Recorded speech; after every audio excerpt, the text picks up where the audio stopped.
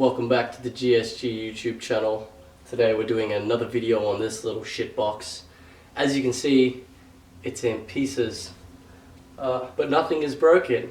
I took the squeaky ass rotors in to get machined to parts for cars, and hopefully that fixes the horrendous brake squeal that this car's had since I put the big brakes on.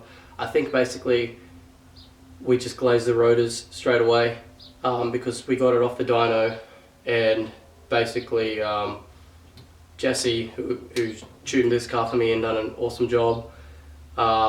Basically, first rip on this car, we were spanking Limmy down the road trying to get traction straight off the dyno, and didn't really do a run-in process on the brakes. So I've been needing to get them machined for like the last month now basically, and I wanted to get the rest of the tune finished up before I pulled the car apart. It's only a matter of hours really. I took them in just today and I'll be picking them up in a couple hours anyway.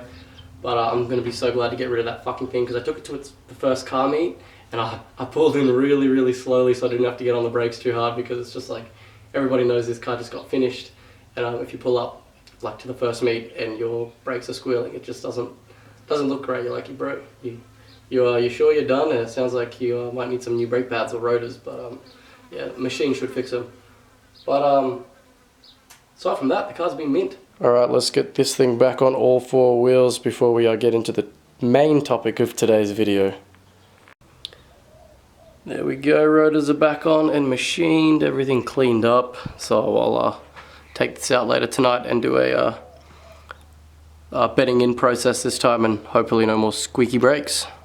So as for this thing, the setup is the same as last time, so I don't want to go into that too much. You can watch the last video of Braaps' back video. It'll explain what the setup is, but I'll go through what the differences are between this tune and the last tune. So last tune was on E85 as well, 22 psi, was 280 kilowatt, which is 376 horsepower. This time, the only difference is we backed off the actuator a little bit so we could run less boost in first and second, and set up the boost by gear. I only was able to back it out off like 2 psi or so, so it's like still 20 psi in first and second, and then we've gone up to 25 psi in third, fourth, fifth, all that. So yeah, it's pretty good. So the traction is first gear is still pretty bad. I can pedal it a bit easier now, and it'll hook up with on more throttle than it did before. Second gear, if the tires are warm, traction is mint, and third gear and the rest just rips. So new power is 318 point something kilowatt, which is 427 horsepower. Has a nice meaty power under the curve. Because of now having traction, Jesse was able to ramp the boost in more aggressively, give it more beans down low to because traction not being an issue or less of an issue. Now happy to sort of give it more power under the curve as well, so it comes on sooner and there's more of it, and the top end still holds out a little bit longer as well, because we originally made 304 kilowatts and I was ready to call it there and say take it off the dyno. It cracked 400 horsepower. I'm happy, but Jesse was like, we can actually sneak a little bit more in the top because it sort of peaks and then backs off a little bit. So we sort of just held it flat up top, had it peak a little bit higher.